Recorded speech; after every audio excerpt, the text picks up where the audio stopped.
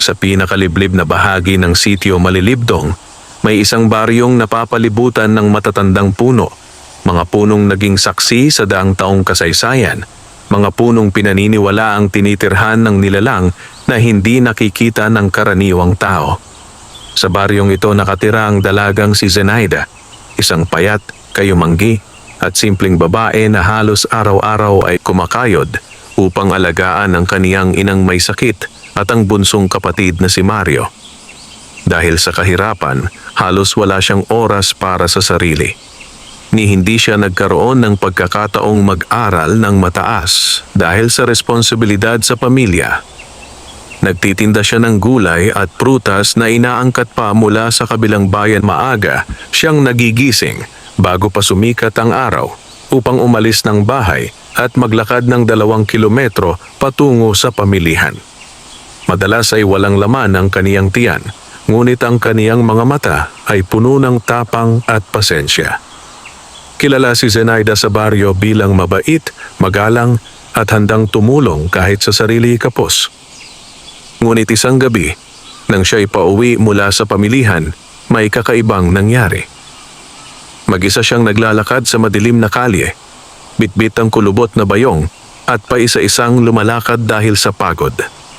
Ngunit ang pinakamakapal na dilim ay naroon sa gilid ng malaking puno ng kalumpang. Isang puno na kinatatakutan ng marami dahil sa mga kwento ng matatanda. "Huwag ka dyan dadaan, Nay," sabi ng isang ali kanina sa pamilyan. "May kapre raw na nakatira sa punong yan, lalo na kapag gabi, nagpapakita." Ngunit dahil sa pagod at kawalan ng ibang daan, nagpatuloy si Zenaida. Habang palapit siya, tila humihina ang hangin. Ang kaluskos ng mga dahon ay parang may nakikinig. May malamig na simoy na dumaloy sa batok niya at bigla na lamang nagtayuan ang kaniyang balahibo. May bumulong. Isang napakalalim na boses, hindi boses ng tao. "Zenaida." Nalaglag ang bayong niya. Nanlamig ang kaniyang mga mata at nanlaki ang balintataw habang tumitig sa puno.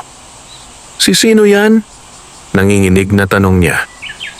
Walang sumagot sa una, pero naramdaman niyang parang may malaking presensyang nakatayo sa itaas, sa sangang pinakamalaki.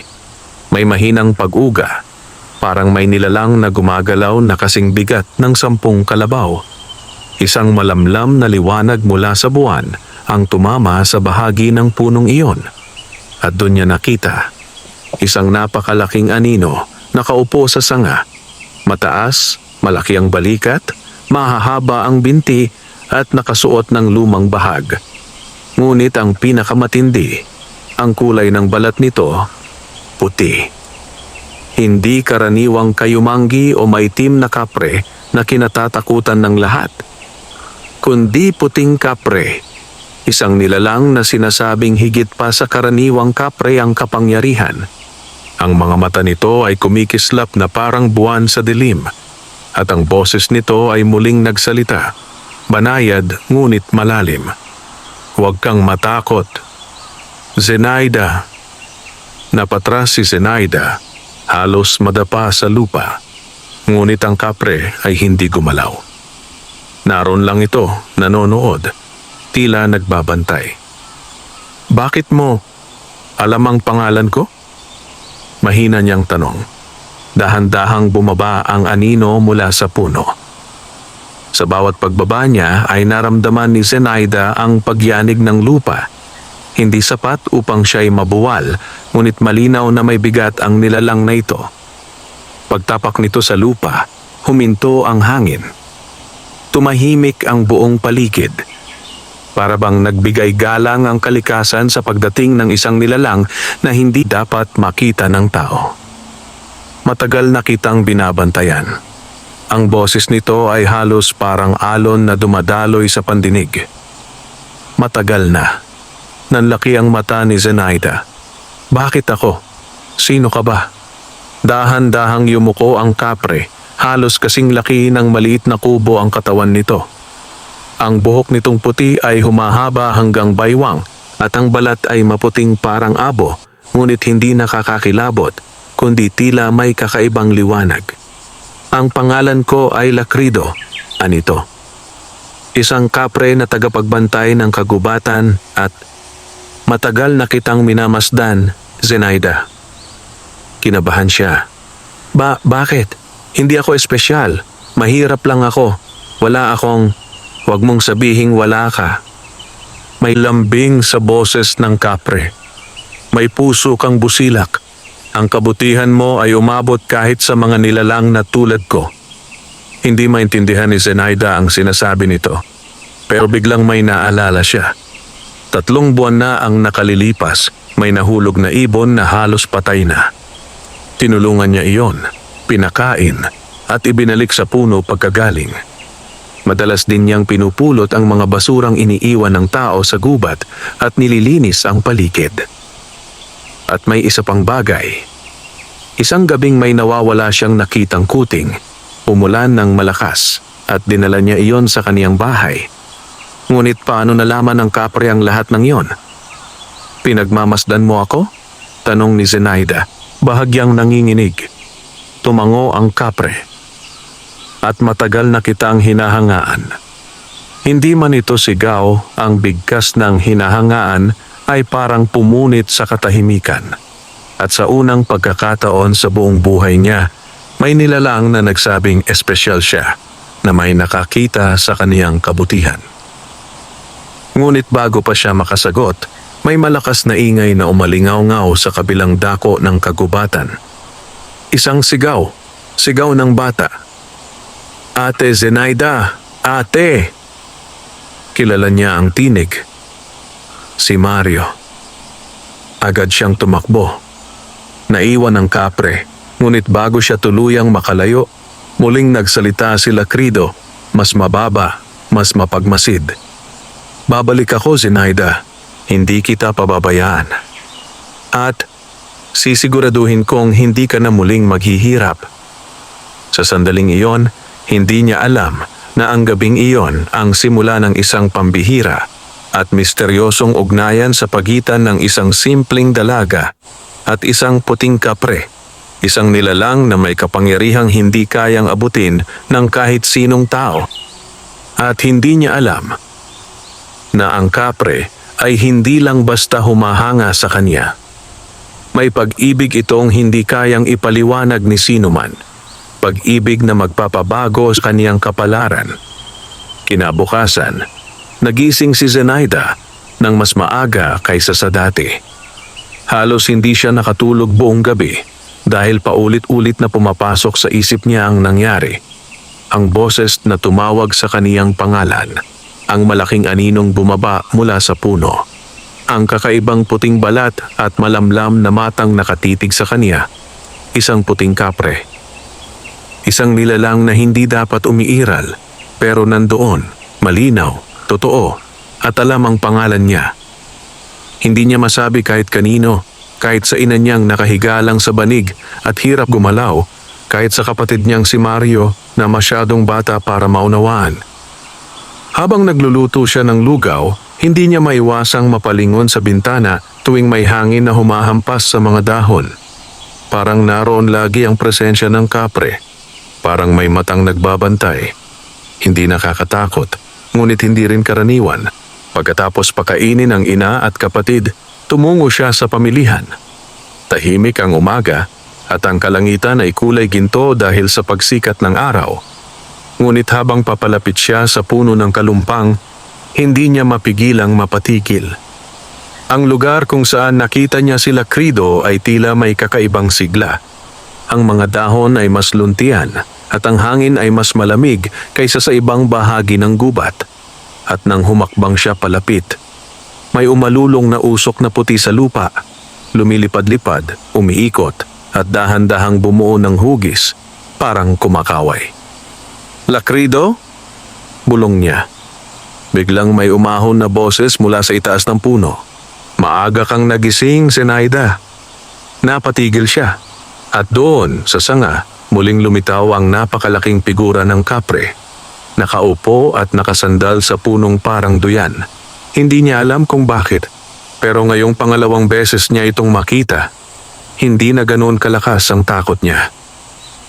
May kaba, Oo, pero may kung anong pakiramdam na ligtas siya kapag nandito ang kapre. Anong ginagawa mo dito? Mahina niyang tanong.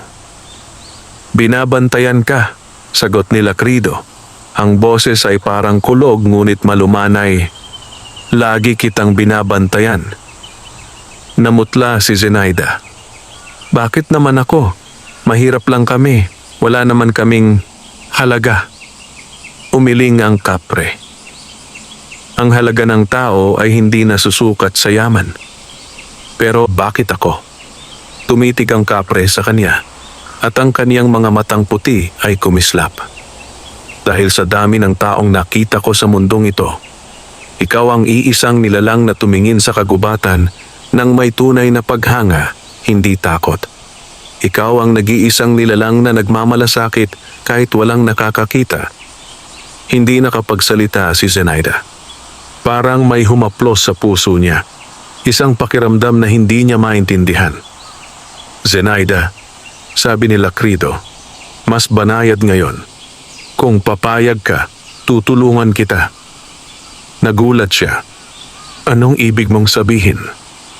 Nakangiti ang kapre, ngunit hindi ngiti ng tao, kundi ng isang nilalang na may kapangyarihang matagal nang nagtatago. Tutulungan kitang hindi na muling maghirap. Tumigil ang hangin. Tumahimik ang paligid. At ang puso ni Zenaida ay kumabog. Paano mo gagawin yon? Itinaas ni Lakrido ang kamay niya. Malaki, mabuhok, at kasing haba ng galamay ng puno. Sa dulo nito ay may lumitaw na puting usok, umiikot-ikot na parang lumulutang na ilaw. Ang kapangyarihan ko ay hindi tulad ng mga kapre ng alamat. Ako'y isang puting kapre, isang tagapag-ingat ng kayamanan ng kalikasan. Hindi ko dapat ito gamitin para sa tao. Ngunit iba ka, Zenaida. Napaatras siya. Hindi ko naman hinihingi. Alam ko, at doon ako humanga sa'yo. May lambing sa boses ng kapre. Ngunit kung hindi kita tutulungan, sino pa? Pagkatapos ay bumaba si Lakrido. Dahan-dahan, hanggang maging pantay sila ng tingin kahit napakalaki pa rin niya.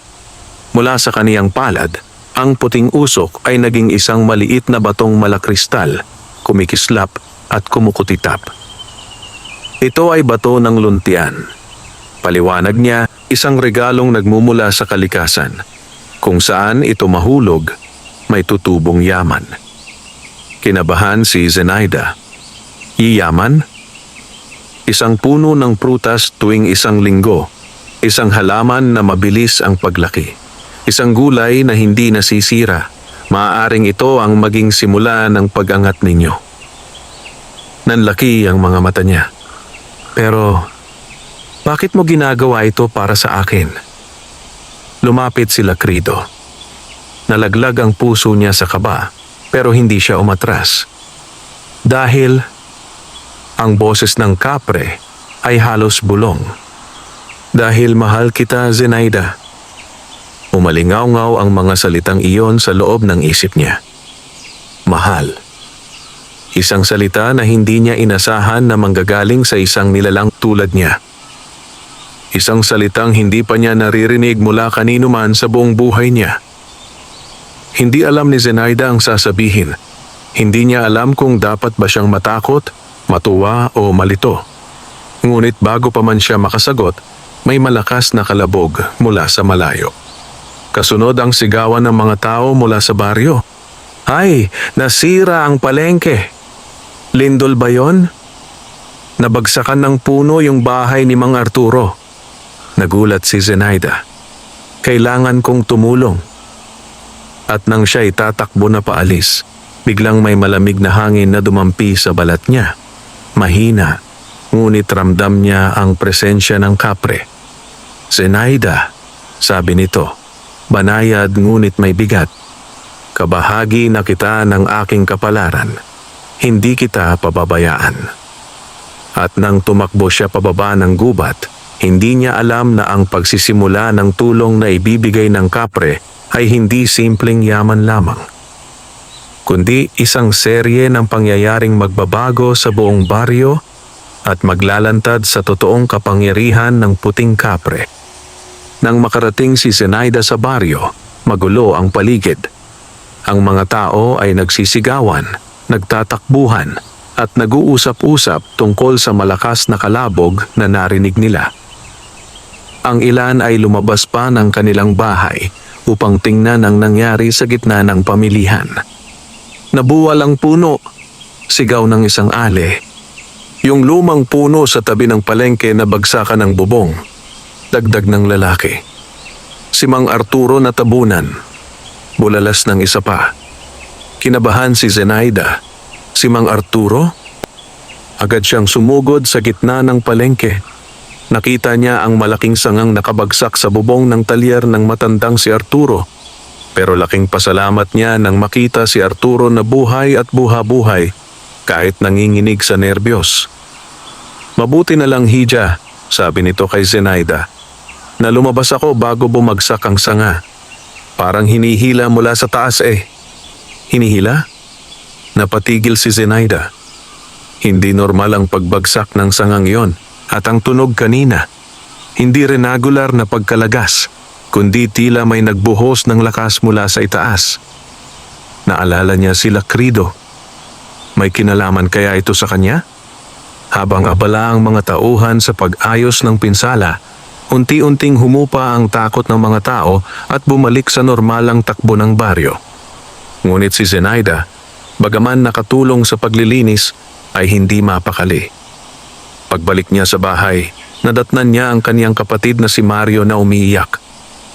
"Ate, wala tayong makain bukas," sabi ng bata. Hawak ang maliit na sisidlang halos wala ng laman. Masakit sa dibdib iyon ni Zenaida. Lagi na lang ganito ang problema nila. Kahit anong kayod, may araw talagang wala siyang mabili. Habang pinapakalma niya ang kapatid, bigla niyang naalala ang bato na ibinigay ng puting kapre. Ang bato ng luntian. Inilabas niya ito mula sa bulsa. Kumikislap ito sa dilim, parang may sariling liwanag. Hindi ito mainit, ngunit hindi rin malamig. Parang buhay na may hininga. Sinabi niya, kung saan ito mahulog may tutubong yaman, bulong niya sa sarili. Lumabas siya sa likod bahay kung saan may maliit na lupang halos walang tumutubong halaman dahil sa tuyong lupa. Tumingin siya sa langit. Tahimik ang gabi. Ang buwan ay bilog at may mapusyaw na ulap na dumaan sa harapan nito. Pinikit niya ang mga mata at marahang ibinulong. Kung totoo man ito, tulungan mo nawa kami. Inihulog niya ang batong kumikislap sa lupa. Isang mahinang tunog. Walang kakaiba sa una. Pero, umuga ang lupa sa paligid. Hindi malakas, ngunit sapat para gumalaw ang mga tuyong damo. Mula sa hinulugan ng bato, may lumabas na manipis na guhit ng liwanag. Kumikisap, kumakalat, at unti-unting lumalaki. Nang imulat niya ang kaniyang mga mata, napatigil siya sa pagkabigla. Tumubo ang isang maliit na usbong, hindi karaniwang usbong. Ito'y makinang luntian at tila lumalaki sa bilis na hindi makatao. Sa loob lamang ng ilang segundo, ang usbong ay naging puno. Isang puno na ang tangkay ay kulay ginto at ang mga dahon ay kasing luntian ng pinakamalusog na halaman. Ang mga sanga ay may nakabiting prutas, marami, makintab at amoy matamis. Diyos ko, bulong niya, halos hindi makahinga. Prutas, ang dami. Agad siyang lumapit at tiningnan ang isang bunga. Hindi niya kilala ang ganitong uri. Mistulang kombinasyon ng mangga, bayabas at suha. Nang hawakan niya ang isa, kusang nalaglag ito sa kamay niya. Hinog, mabigat at amoy sariwa. Nang tikman niya, napakalinamnam, napakatamis at napakasariwa. Halos maiyak siya sa sarap at ginhawang naramdaman. Isang kagat pa lang, parang napawi ang gutom at panghihina niya. Binunot niya ang isa pang prutas, ibinigay kay Mario at halos mapasigaw sa tuwa ang bata. Ate, Ang sarap. Parang candy. Gusto ko pa. Naiyak si Zenaida. Sa unang pagkakataon, busog ang kapatid niya. Hindi lang busog, kundi masaya. Habang patuloy na kumikislap ang puno, naramdaman niya ang malamig na simoy. May aninong gumalaw sa gilid ng gubat. Paglingon niya, nandoon si Lakrido. Tahimik, nakatayo, at nakangiti. Maganda, sabi nito. Ang boses ay parang dumadaloy na tubig. Umusbong ang yaman para sa'yo. Napatingin siya sa kapre, hindi makapagsalita.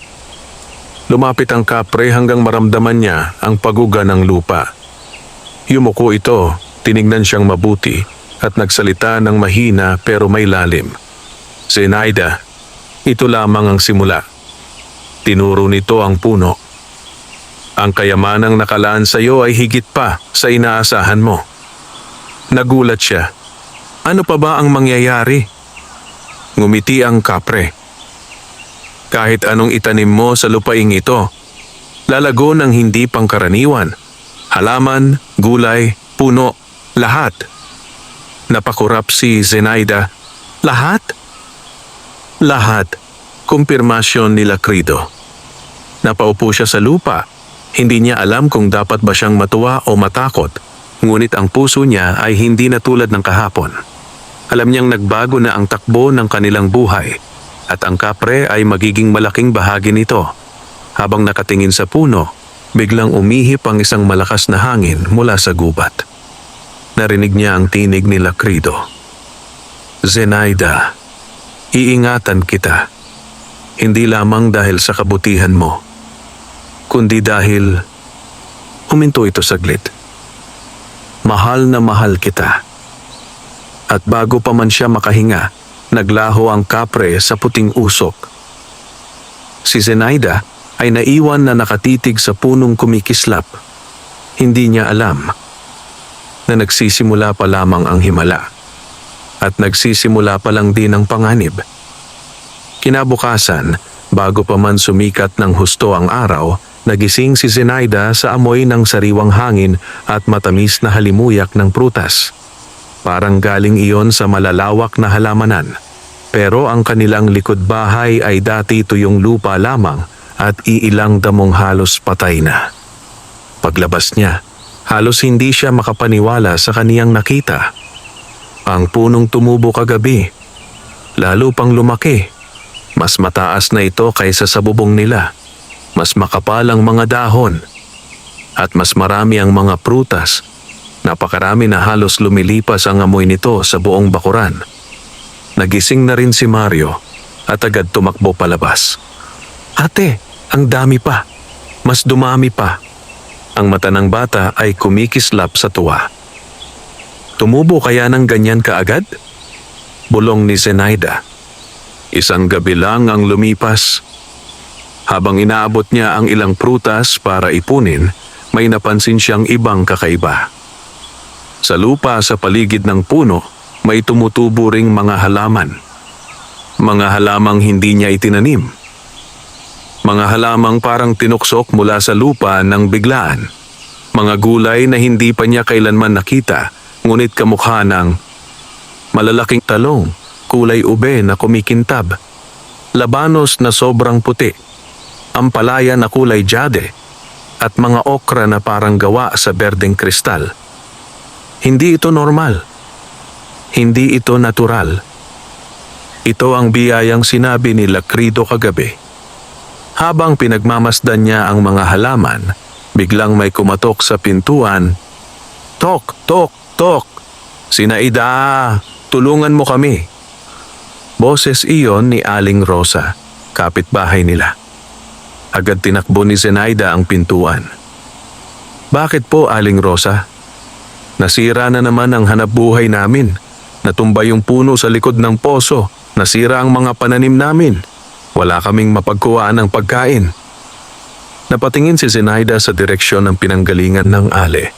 Totoo, nakita na rin niyang may ilang sanga ng mga puno sa baryo ang biglang natutumba sa hindi malamang dahilan. At sa sandaling iyon, unti-unti niyang naisip, Kapag may lumalakas na lugar, may humihina. At ang lakas ng kalikasan ay maaaring kumukuha ng balanse. Ngunit bago pa man siya makapagsalita, nakita ni Aling Rosa ang bakuran nila. Ay, Diyos ko! Nanlaki ang mata ng Ale. Zenaida, saan mo nakuha ang mga yan? Narinig iyon ng ilan pang kapitbahay na naglalakad sa kalsada. Nagsilapit sila, mga 3 babae, 2 lalaki at ilang bata. Nakita nila ang prutas na nakasabit sa puno at ang mga halamang napakalago at makislap. Hindi ba't lupa mo ito dati? Isang gabi lang yung nakalipas, parang gubat na ang likod bahay ninyo. Anong nangyari? Paano ka nagkaroon nito? Naramdaman ni Zenaida ang pagbilis ng tibok ng puso niya. Hindi niya alam ang dapat sabihin. Hindi niya pwedeng sabihin ang totoo. Sino ang maniniwala na ang isang puting kapre ang nagbigay ng lahat ng ito? Bago pa man siya makapagsalita ng paliwanag, may narinig silang mababang ugong sa hangin. Hindi hangin, hindi hayop, kundi parang bulong. Isang banayad ngunit malinaw na boses. Zenaida, mag-ingat ka. Nagpagaspas ang mga dahon ng puno. Umihip ang malamig na simoy. At ang prutas na kumikinang ay bahagyang umindayog. Alam ni Zenaida kung kanino nanggaling ang bulong na iyon. Si Lakrido.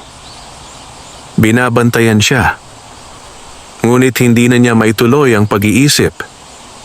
Zenaida, sabi ng isa sa mga lalaki, paano mo pinatubo yan? Magbebenta ka ba ng prutas? Pwede ba kaming bumili? Nagsimula nang magsalita ang mga tao.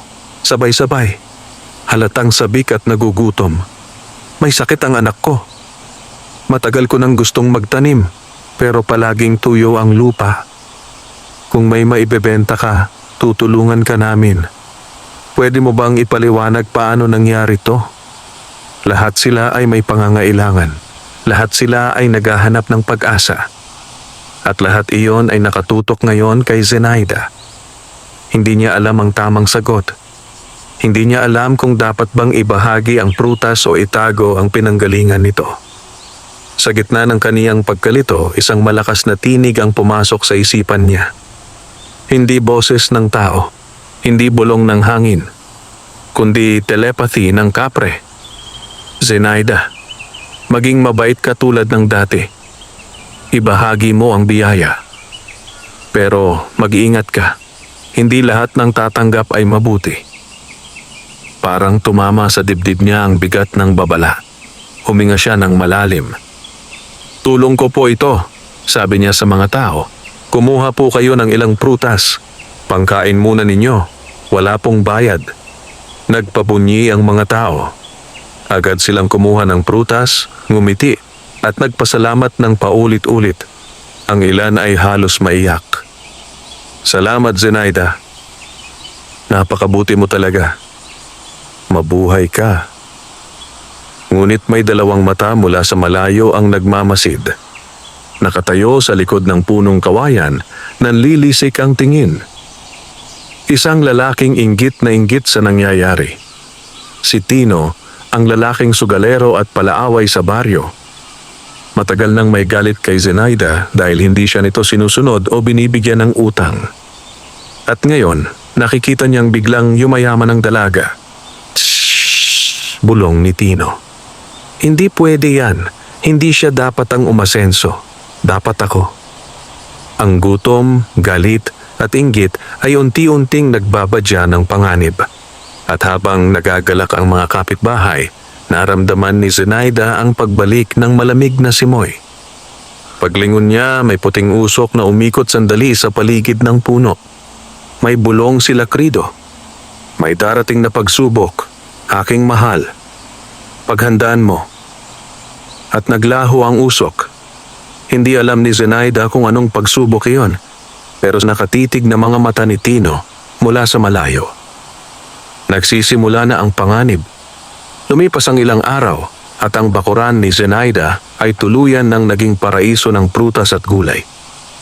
Araw-araw ay may panibagong tumutubo. Hindi basta-basta, kundi mga prutas at gulay na kay lalaki, kay kikinis at kay lalasa. Halos buong baryo ang dumadayo sa kanila. At dahil bukas palad si Zenaida, palaging bukas ang kanilang bakod sa mga kapitbahay na naghihikahos. Marami ang napakain, maraming bata ang napasaya, at ang mga matatanda ay nabigyan ng pag-asa sa bawat prutas na nakakain nila. "Salamat, nak," sabi ng matandang si Aling Letty habang nagbabahagi ng tinapay. "Wala ka pang hinihinging kapalit, napakabuti mo talaga."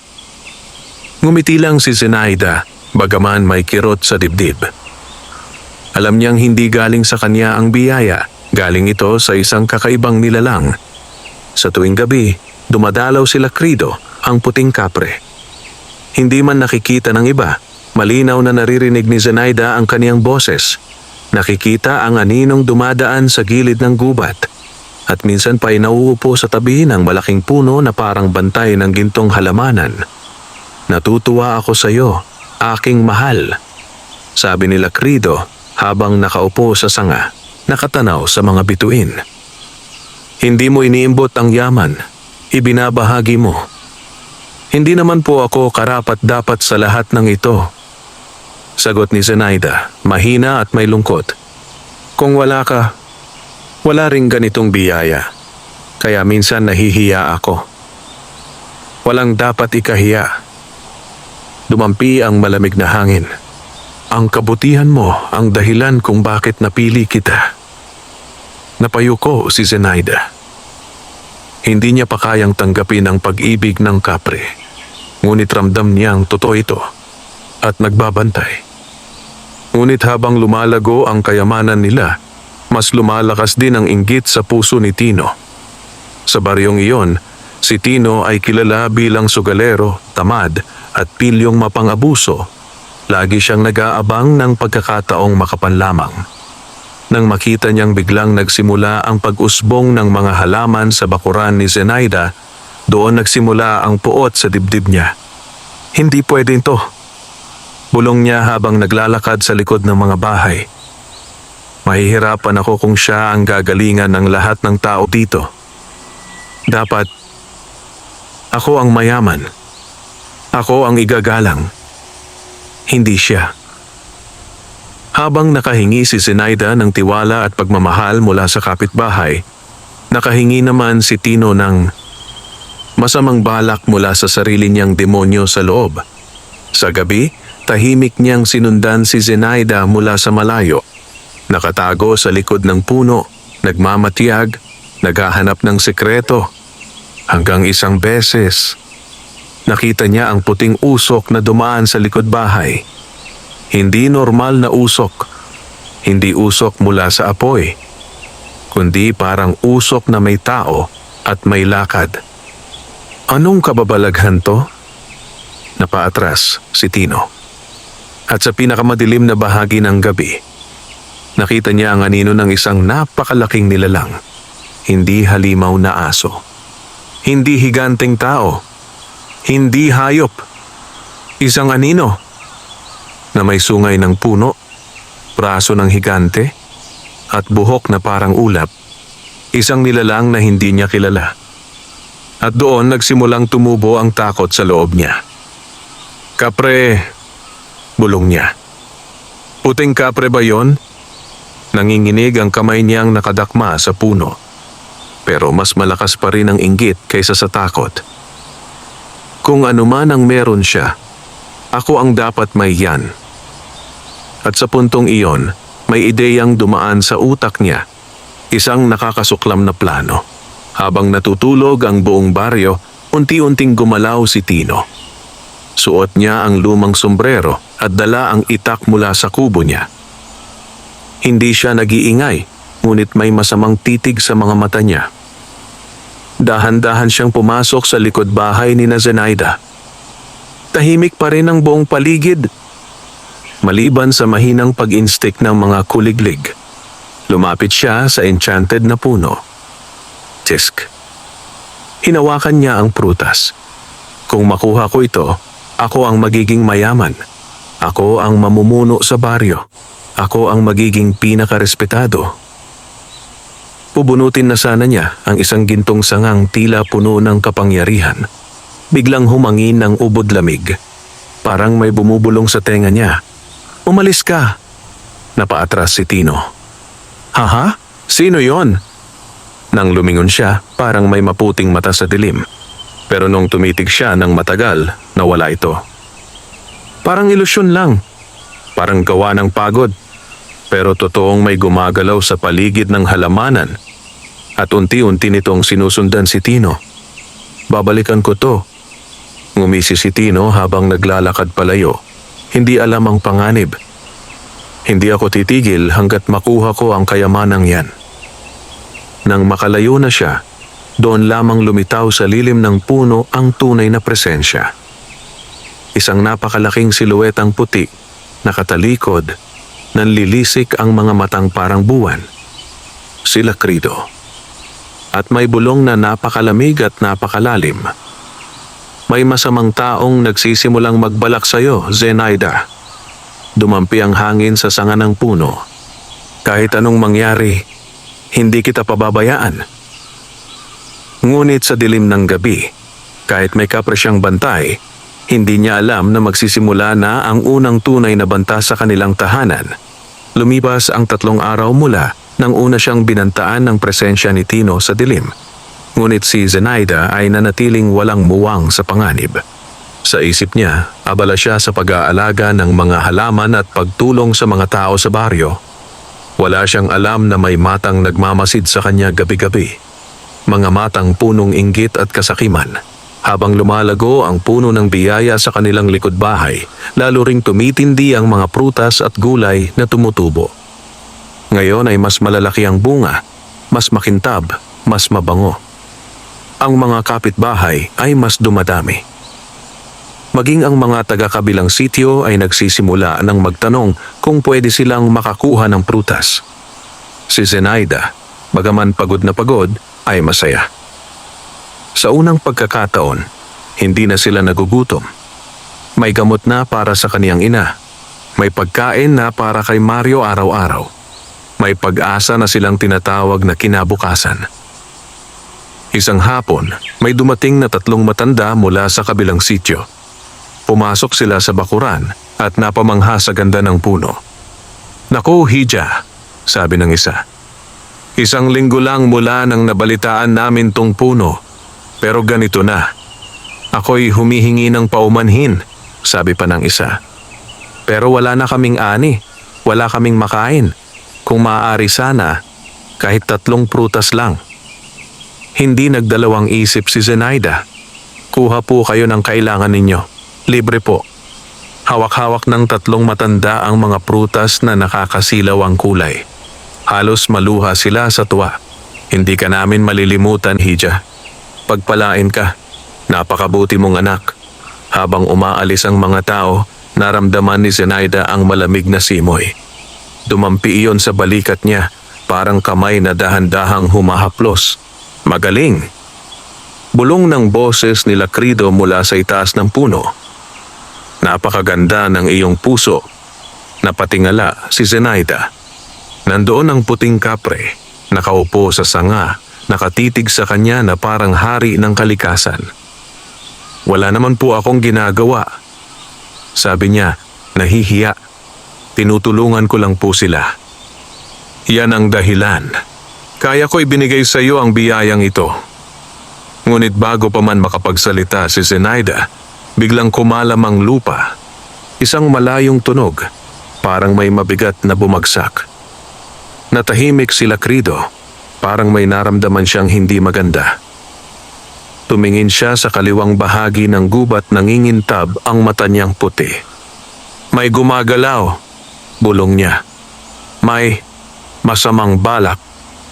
"Si Tino po ba?" tanong ni Zenaida. Nangangamba. Hindi sumagot ang kapre. Pero ang tahimik nitong pagtingin ay nagpapahiwatig ng oo. Kinagabihan, habang tulog ang lahat, naramdaman ni Zenaida ang malamig at kakaibang hangin na pumapasok sa bintana. Napadilat siya. Tahimik ang lahat. "Teka, Bulong niya. Bakit parang may tao sa labas? Bumangon siya at lumapit sa bintana. Sa liwanag ng buwan, nakita niya ang 6 na aninong nakayuko sa likod bahay. Hindi niya agad nakita ang mukha, pero halata ang balak sa mga galaw nila. May isa silang dala, mga sako. Naglalakad sila papuntang puno na tila mga hayop na gutom na gutom. Tino, bulong ni Zenaida, nanlalamig. At tama siya. Si Tino ang nasa unahan. May hawak siyang itak at nakangising parang hayok sa kayamanan. Nandito na ang oras, bulong ni Tino sa mga kasama. Simulan na natin. Saglit lang to. Hinawakan niya ang sanga ng puno. Inabot niya ang mga prutas, pilit ipakikisak sa mga sako. Sige! Isang malaking aninong lumundag mula sa pinakamataas na sanga. Umuga ang lupa. Napasigaw ang mga lalaki. Ang hangin ay nagalunoy. Isang nilalang na puti ang bumagsak sa lupa. Malaki, nakakatindig balahibo, at may matang tila liwanag ng buwan. Si Lakrido. Umayos ng tayo si Tino, nanginginig, kahit pinipilit niyang magmukhang matapang. Ano to? Halimaw! Halimaw! Sigaw ng isa sa mga kasama. Ngumisi si Lakrido. Hindi ngiting masama. Ngiting babala. Umalis kayo. Mababa ngunit umaalingaw-ngaw ang boses niya. Hindi para sa inyo ang punong ito. Kay Zenaida ito. Nanginginig si Tino. Pero sa halip na umatras, mas lalo pang nagalit. Bakit siya? Ano ang meron siya? Ibinato niya ang itak sa puno. Hindi siya karapat-dapat. Ako ang dapat maging mayaman dito. Lumapit si Lakrido. Humigpit ang lupa. Parang lahat ng halaman ay nagbabantay. Tulad ng sabi ko, boses niya ay naging malamig. Umalis kayo, ito na ang huling babala. Pero nagpasya si Tino. Hindi siya lilisan. Sumigaw siya sa mga kasama. Kunin nyo ang prutas. At iyon ang simula ng kaguluhan. Kasabay ng pagtakbo ng mga lalaki, kumalat ang puting usok mula sa mga kamay ni Lakrido. Parang mababang ulap na may buhay, gumapang ito sa lupa, umakyat sa paa ng mga nanghihimasok at binalot sila ng lamig. Ano to? Hindi ako makahinga. Parang nagyeyelo. Isa-isa silang bumagsak, nanginginig, nangingilo, at hindi makagalaw. Hindi niya sila sinaktan. Pero pinatikim niya sila ng takot. Tumakbo si Tino, pero hinabol siya ng aninong puti. Hindi ka makakatakas, Tino. Hindi sa gabi ng kapangyarihan ko. Nadulas siya. Nabitawan niya ang itak at tumapat sa kanya si Lakrido. Umalis ka bago ako mawalan ng awa sa iyo. Nanginginig si Tino. Nanlilisik ang mata pero hindi gumagalaw. At sa pinakamalakas na sigaw niya, isang araw, babalik ako. Tumakbo siya papalayo. Kasunod ang mga kasama niyang halos hindi na makatayo sa takot. Si Zenaida ay lumabas habang nanginginig. Lakrido. Dahan-dahang lumapit ang kapre, ngunit ang ekspresyon niya ay hindi galit, kundi pag-aalala. Ligtas ka na. Humina ang boses niya. Hindi ka nila masasaktan. Hindi ko hahayaan. Lumapit si Zenaida, humawak sa malaking daliri ng kapre, parang humahawak sa kamay ng higanteng binabantay ng kalikasan. Salamat. Napaluha siya. Hindi ko alam kung anong mangyayari kung wala ka. Inilapit ni Lakrido ang mukha niya sa kanya, hindi upang takutin, kundi upang tiyakin. Zenaida. Mahina ngunit punong damdamin ang kaniyang tinig. Pangako ko ito. Habang narito ako, walang sino man ang makakapanakit sa iyo.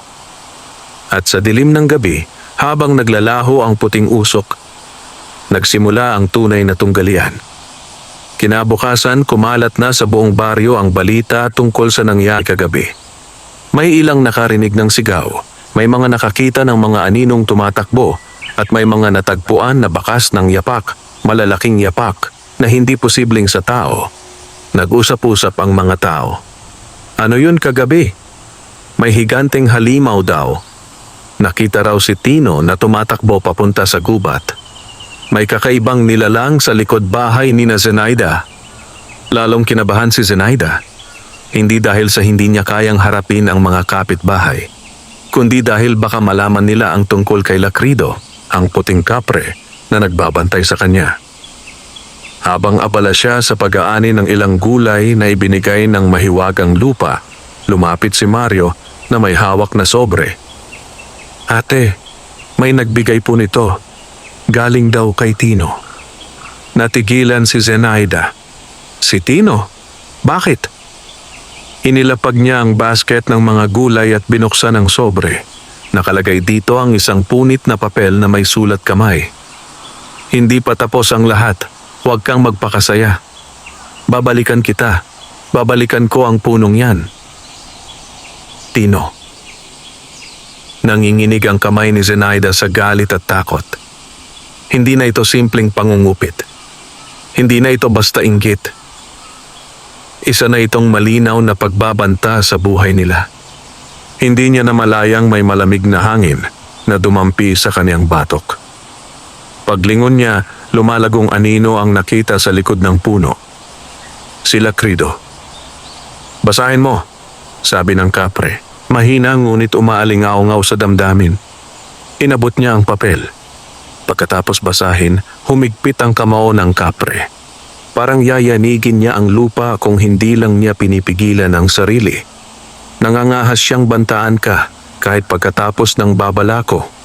Lumapit ang kapre, yumuyugyog ang lupa. Hindi ko ito hahayaang tumagal, Zenaida.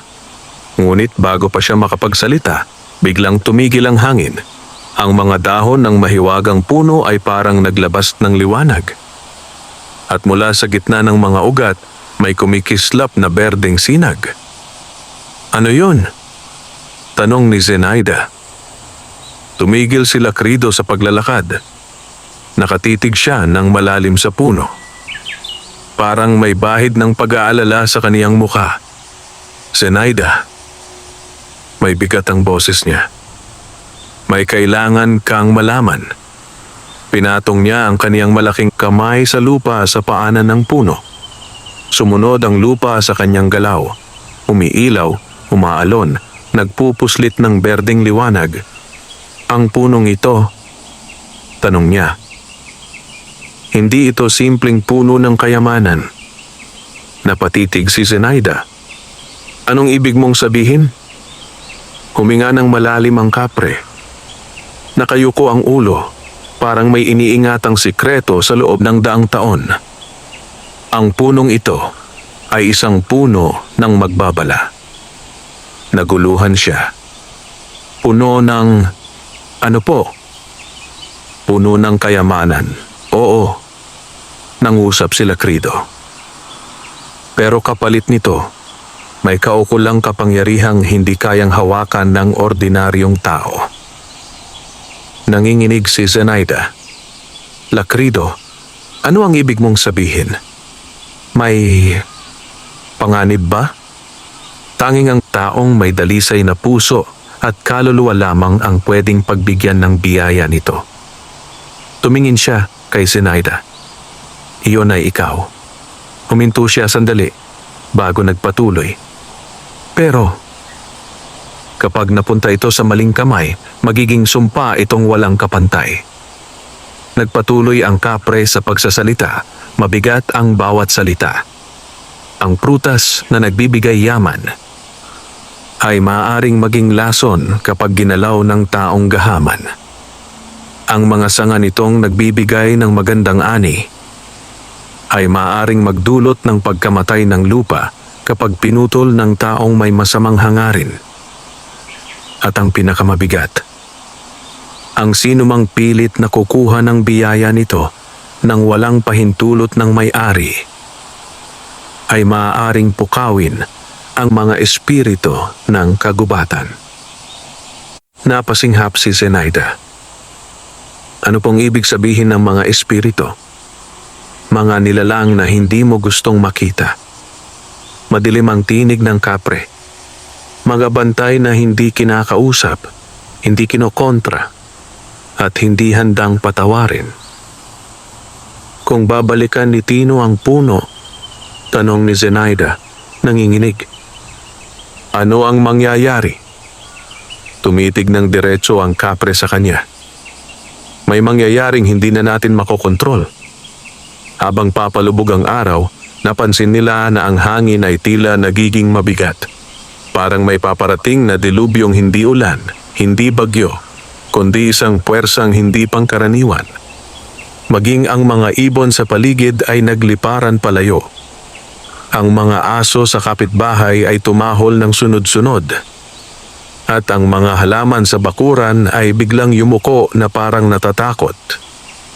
Lakrido! Tinig ni Zenaida, nanginginig. May paparating ba? Tumikim ang kapre. Ang hangin ay nagbabala. Humigpit ang kanyang kamao. Si Tino, hindi pa rin sumusuko. At ngayon, may kasama siyang iba. Napakunot ang noo ni Zenaida. Sino? Higit na mas masahol. E-echo ang boses na kapre.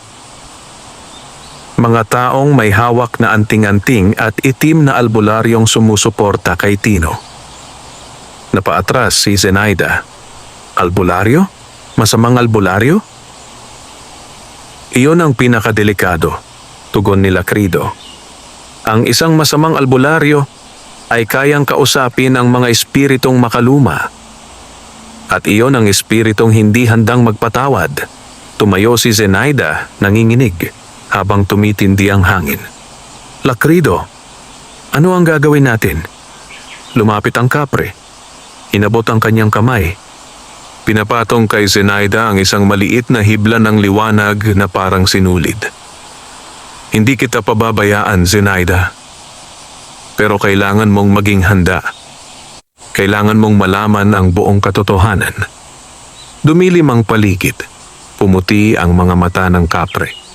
At sa susunod na gabi, darating sila. Dumating ang kinatatakutang gabi.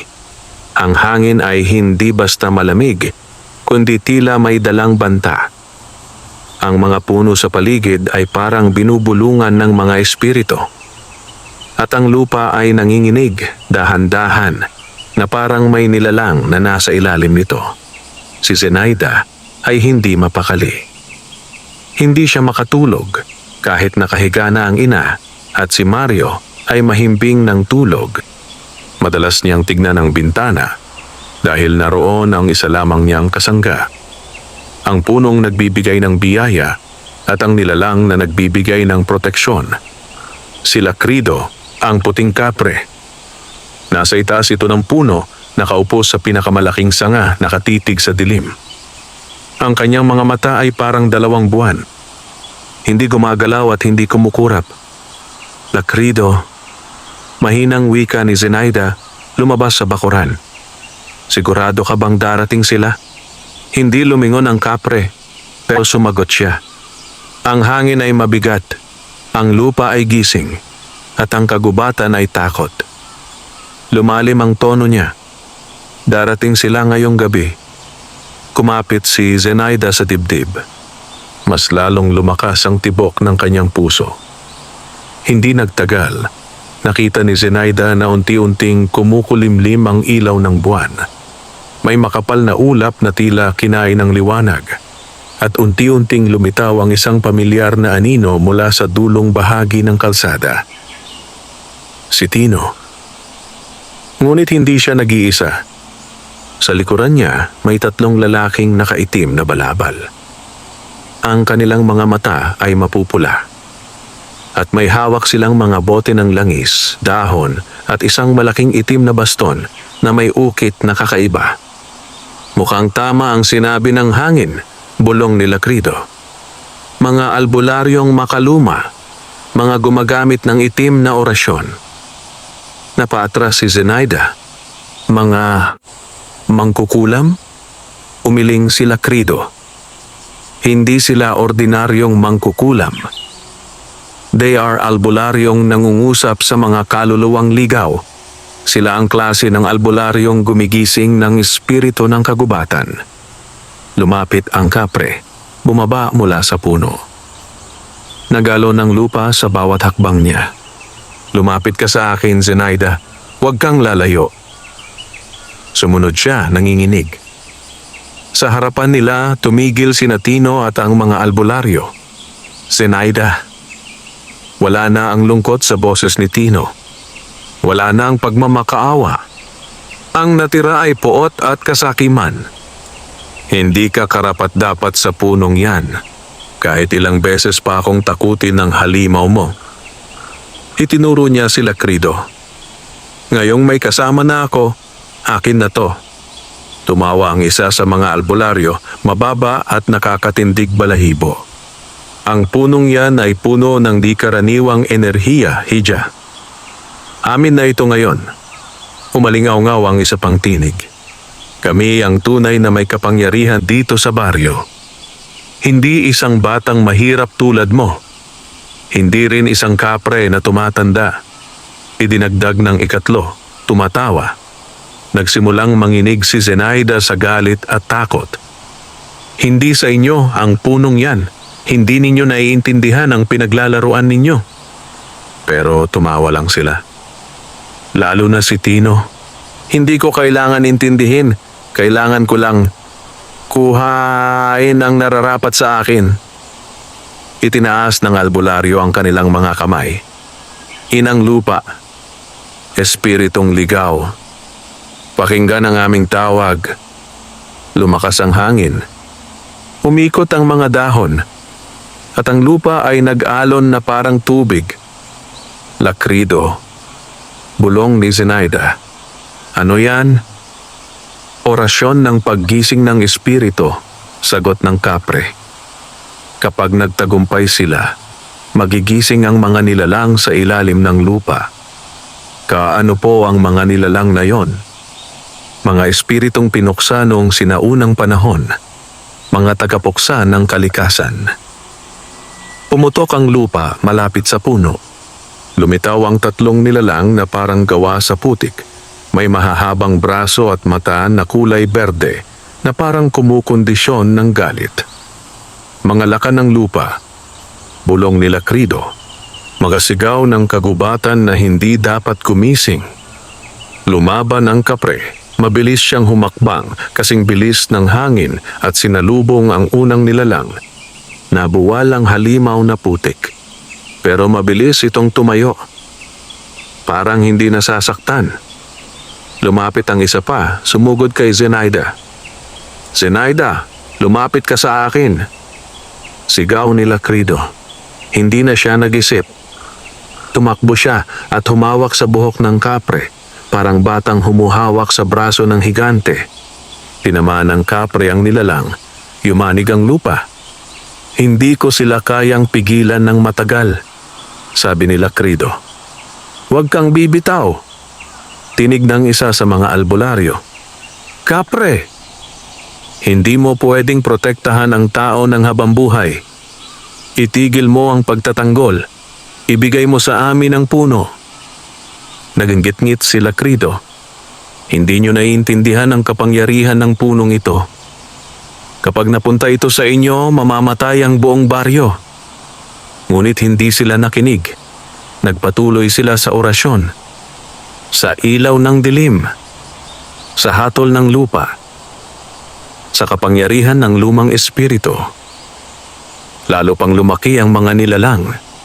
Lalo pang tumindi ang hangin. Lalo pang umitim ang ulap. Isang napakalakas na anino ang tumama kay Lakrido. Umuga ang katawan niya. Napaungol ang higante. Nadulas si Zenaida, muntik ng mahulog. Lakrido! Sigaw niya. Hinawakan siya ng kapre gamit ang isang kamay. Hindi ako susuko, Zenaida. Hindi kita pababayaan. Pero nakita niyang nanghihina ang kapre. Nanginginig ang mga mata nito. At ang puting usok ay unti-unting naglalaho. Hindi magtatagal ang lakas ko. Hindi kung 3 silang albularyo. Napaluhod si Zenaida. Lakrido, ano ang gagawin natin? Huminga ng malalim ang kapre. May isang paraan. Tumingin siya diretso sa mga mata ni Zenaida. Zenaida, kailangan mong hawakan ang puso ng puno. Kailangan mong gisingin ang kapangyarihan nito. Paano? Umiiyak si Zenaida. Ilalapit kita. At kapag sinabi kong kunin mo, kunin mo. Humigpit ang yakap ng kapre. Zenaida, pag nagkamali tayo, pareho tayong mamamatay. At sa pinakamadilim na bahagi ng gabi nagsimula ang pinakamalaking laban ng kapalaran. Napuno ng sigaw, hangin at alingaw-ngaw ng orasyon ang buong paligid. Sa gitna nito, si Zenaida ay nakayakap sa braso ni Lakrido, nanginginig sa takot at lamig. Ang higanting kapre ay humihina. Kitang-kita ang pagliit ng puting usok na bumabalot sa katawan niya. Lakrido, hindi ko kaya to. Punit at nanginginig ang boses ni Zenaida. Napaluhod si Lakrido sa bigat ng pag-atake ng 3 halimaw ng lupa. Ang lamang lupa ay sumasabog sa bawat galaw nila. 3 dambuhalang nilalang mula sa libingan ng kalikasan ang sabay-sabay na umaatake. Ngunit kahit nang hihina, pilit pa ring pinoprotektahan ni Lakrido ang dalaga. Zenaida, pakinggan mo ako. Bumulong ang kapre habang umaalon ang liwanag sa mata niya. Ang tanging makakagising ng puso ng puno ay ang may busilak na kalooban. Umiling si Zenaida, umiiyak. Pero hindi ako malakas. Hindi ako espesyal. Tumigil ang kapre sandali. Tinitigan siya, malalim, puno ng pag-ibig at tiwala. Zenaida, sa puso ko, ikaw ang pinakamalakas na nilalang na nakilala ko. Ikaw ang pinalaki ng kabutihan. Ikaw ang pinili ng kalikasan. Nangilid ang luha ni Zenaida. Sa gitna ng kaguluhan, sa gitna ng takot, may malamig na kapayapaan na bumulong sa puso niya. Habang nag-uusap sila, mas lalong nagiging agresibo ang 3 albularyo. Tama na ang drama, sigaw ni Tino. Kunin ang puno, sumigaw ang isa sa mga albularyo. Espiritong natutulog, bumangon ka sa lupa. Ang kapangyarihan ng puno sa amin ay ilipat. Lalong lumiwanag ang kanilang balat, naging pula ang mga mata. Ang 3 nilalang lupa ay sabay-sabay na nagmartsa patungo sa mahiwagang puno. Nanginginig si Zenaida sa takot. Lakrido, sigaw niya. Hawak ka lang, sagot ng kapre. Hawak-hawak siya ni Lakrido sa kamay, habang ang kapre ay unti-unti nang nakatayo ulit kahit nanginginig ang mga binti nito. Ilalapit kita sa puno. Sa bawat hakbang ng kapre, umaalon ng lupa. Ang puno ay kumikislap na parang umiiyak. Ang mga prutas ay napupuno ng puting liwanag. Zenaida, kapag naramdaman mong malamig ang lupa, lumuhod ka. Ilalagay mo ang 2 kamay mo sa puno at hahanapin mo ang tibok. Tibok? Lumunok siya. Tibok ng puso ng kalikasan. Ito ang puso ng puno ng magbabala.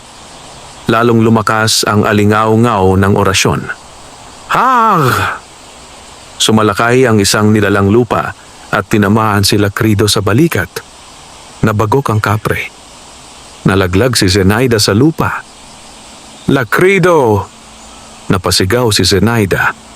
Duguan ng balikat ng kapre, nangingitim ang sugat na parang sinusunog ng sumpa.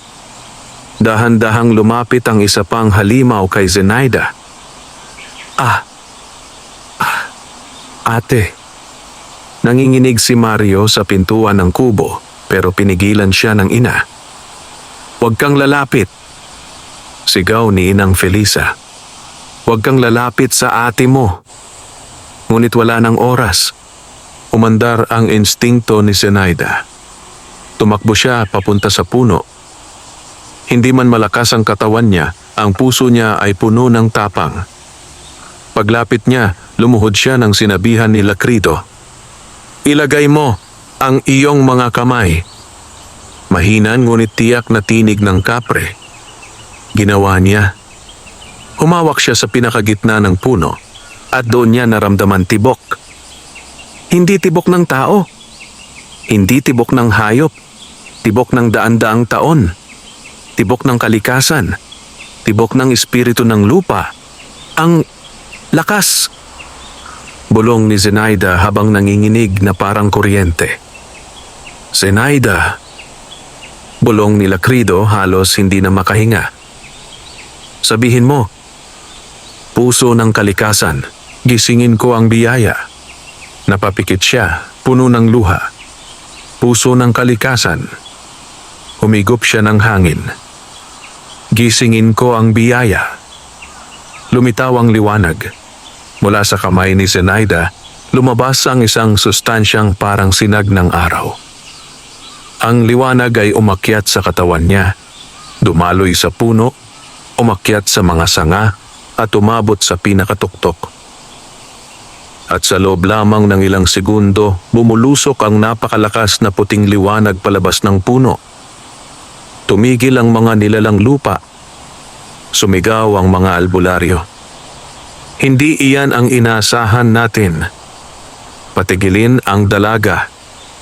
Baguhin ang orasyon. Ngunit huli na ang lahat. Ang puting liwanag ay tumama kay Lacrido. At ang sugat niya nagliwanag at gumaling. Tumayo ang kapre ng buong lakas. Umuusok ang katawan, nag-alo ng lupa.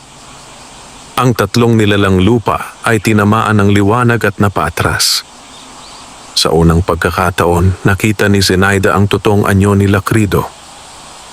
Matangkad, makalalakas, maputi at kumikislap na parang espiritu ng kabundukan. At ang boses nito ay parang kulog na umaalingaw-ngaw sa buong baryo. "Ako si Lacrido, tagapangalaga ng kalikasan. At ang dalangan ko ay walang ibang pinipili kundi ang may dalisay na puso." Lumakas ang ihip ng hangin. Imingay ang mga puno. At ang mga albularyo ay unti-unting umiiyak sa takot. "Tumakbo kayo!" sigaw ng isa. Ngunit hindi na sila aabot. Tumama ang liwanag ng puno sa kanila. Isa-isa silang bumagsak, parang hinihigop ng lupa. Ang kanilang orasyon ay nawalan ng bisa at ang tatlong nilalang lupa ay bumalik sa pagiging alikabok. Umiikot ang puting liwanag sa paligid ni Zenaida. Hindi niya na alam kung siya ba ay umiiyak, tumatawa o parehong sabay. At lumapit sa kanya si Lacrido. "Zenaida." Hinawakan siya ng kapre, marahan. "Ginising mo ang puso ng kalikasan. Ikaw ang nakapigil sa paglipol ng buong baryo." Napayakap siya sa kamay ng kapre. "Natakot ako." Bulong niya. Umiiyak. "Pero naalala ko, hindi mo ako iiwan." Ngumiti si Lacrido. "At kahit kailan, hindi kita iiwan." Ang gabi ay unti-unting luminaw. Nawala ang itim na ulap. At ang puno ay muling nanahimik. Ngunit ngayon, mas maliwanag ang mga dahon nito. Wala na ang panganib. Pero may isang huling pagharap na naghihintay si Tino, ang taong puno ng kasakiman, ay hindi pa tapos. Tahimik na ang gabi. Ang dating sigaw ng mga albularyo, ang alingaw-ngaw ng orasyon, at ang dagundong ng mga halimaw na nilalang lupa ay tuluyan ng naglaho. Ang hangin ay malinis. Ang buwan ay muling lumitaw mula sa makapal na ulap. At ang puno ng biyaya ay banayad na kumikislap, hindi dahil sa panganib, kundi dahil sa pagtatapos ng isang malaking laban. Nakaluhod si Zenaida, pagod ngunit ligtas. Si Lakrido, bagaman ng hina kanina, ay muling nakatayong buong lakas at nakabantay sa kanyang tabi. Ngunit hindi pa tapos ang lahat. Mula sa dilim, narinig nila ang pag-ungol ng isang taong sugatan, galit at tulala. Si Tino. Ilang talampakan ng layo, paluhod siya sa lupa, namumutla, nanginginig, at nangingilid ang luha sa matinding takot at pagkabigo. Hindi! Hindi! Bulong niya, nanginginig ang mga kamay. Bakit ganito? Bakit siya ang pinili ng puno? Bakit? Hindi ako. Nasa tabi niya ang mga pira-pirasong sako na dinala nila kanina. Wala nang laman. Wala nang pag-asa. At wala na ang mga albularyong nagudyok sa kanya. Nilamon ng lupa ang mga ito at ang kanilang orasyon ay nagbalik sa kawalan. Napatayo si Zenaida, dahan-dahan. Hindi siya galit. Hindi siya natutuwa. Ang puso niya ay puno ng awa dahil hindi niya nakitang kaaway si Tino, kundi isang taong inubos ng sariling kasakiman. Lumapit si Lakrido. Ang lupa ay sumunod sa galaw ng kaniyang mga paa. Tino, malalim na tinig ng kapre. Ikaw ay binigyan ng pagkakataon kagabi na lumayo. Pinili mong bumalik. Ngayon, haharapin mo ang hatol ng kalikasan. Napahawak si Tino sa ulo niya, umiiyak. Hindi ko ginusto to. Gusto ko lang maging mayaman. Gusto ko lang maging mas beterong tao kaysa sa kanila. Ngunit hindi mo sinubukang magsikap, sagot ni Lakrido, at ang gusto mo ay kunin ang hindi iyo. Umabot si Zenaida sa pagitan nila. Hindi upang tulungan si Tino, kundi upang pigilin ang kapre sa pagpasya ng may galit. Huwag mo siyang saktan, Lakrido. Mahina niyang sabi. Napatingin ang kapre kay Zenaida, nagulat. Hindi ko. Gustong mamatay siya. Hindi ko gustong mapahamak siya. Pero sinaktan ka niya, sagot ni Lakrido. At muntik kang mamatay. Huminga ng malalim si Zenaida. Ang kanyang muka ay puno ng luha, ngunit ang puso niya ay busilak. Alam ko. Pero kung papatawan natin siya ng matinding kaparusahan. Ano ang kaibahan natin sa mga tulad niyang sakim? Sa sandaling iyon, tila tumigil ang hangin. Nagkatinginan si kapre at ang dalaga, at sa mata ni Lakrido ay may pagkamangha. Zenaida, mahina niyang sabi, ang puso mo ay higit pa sa inaasahan ko. Bumaling siya kay Tino na nakaluhod pa rin at umiiyak. Hindi ikaw ang huhusgahan ko, boses ni Lakrido, kundi si Zenaida ang pipili ng kapalaran mo. Nakanganga si Tino sa gulat. Napatitig siya kay Zenaida. Huwag mo akong parusahan. Ayoko nang mamatay. Tumikim si Zenaida. Umupo upang pantayan kahit papaano ang tingin ni Tino. Tino, didinig ka namin. Pero kailangan mong tanggapin na mali ang ginawa mo. Alam ko, tumulo ang luha ng lalaki. Patawad. Patawad. Hindi ko na uulitin. Tumayo si Zenaida. Humarap kay Lakrido. Huwag mo siyang saktan. Paalisin mo siya sa lugar na ito. At huwag na siyang papayagang lapitan ng puno, ever. Tahimik si Lakrido ng ilang sandali. Pagkatapos, tumango. Tino. Tinig niya ay parang kulog. Pagtatawanan ka ng mga espiritu kung babalik ka rito. Kung babalik ka pa, ang kalikasan mismo ang hahatol. Nanginig si Tino mula ulo hanggang paa. Layas. Isang hampas ng hangin ang tumama sa dibdib ni Tino, hindi sapat upang saktan, ngunit sapat upang itulak siya papalayo. Napasubsob siya sa lupa, tumayo at tumakbo ng walang lingon-lingon, tumatakbong parang demonyong hinahabol ng sariling anino. At sa wakas, tahimik na ang gabi.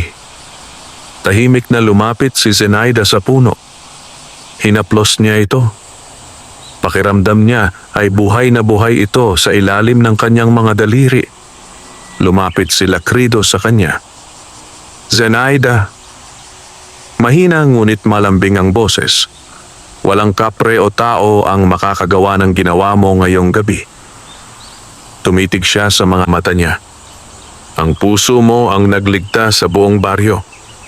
Napayuko siya, nangingiti. Hindi ko magagawa yon kung wala ka. Hinawakan ni Lakrido ang kanyang kamay gamit ang napakalaking daliri. Ang lamig ng kapre ay nagdadala ng kakaibang init sa dibdib niya. Zenaida, mahina ngunit totoo. Mahal na mahal kita. Napatigil siya. Hindi dahil nagulat, kundi dahil naramdaman niya iyon mula pa noong una. Lakrido, boses niyang halos pabulong.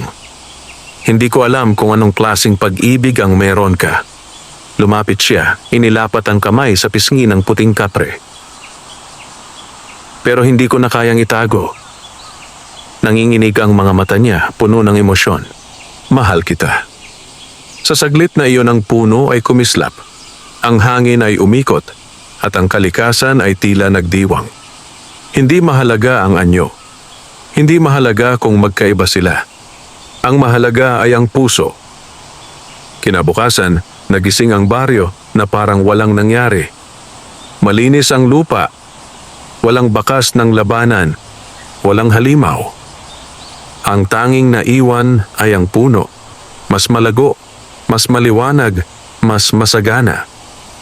At si Zenaida, na ngayoy hindi nakaawa-awang tao, siya ang tagapag-ingat ng puno. At si Lakrido, ang kanyang tagapagtanggol at kasama. Sa dulo, habang nakaupo si Zenaida sa lilim ng puno, lumitaw ang kapre, dahan-dahan at umupo sa tabi niya. Simula ngayon, sabi ni Lakrido, hindi ka na mag-iisa, ngumiti si Zenaida. At hindi ka na rin mag-iisa, Lakrido. Magkatabi nilang tiningnan ang liwanag ng umaga, na parabang ito ang simula ng isang bagong pag-asa pag-ibig na lampas sa hangganan ng tao at engkanto. Wakas.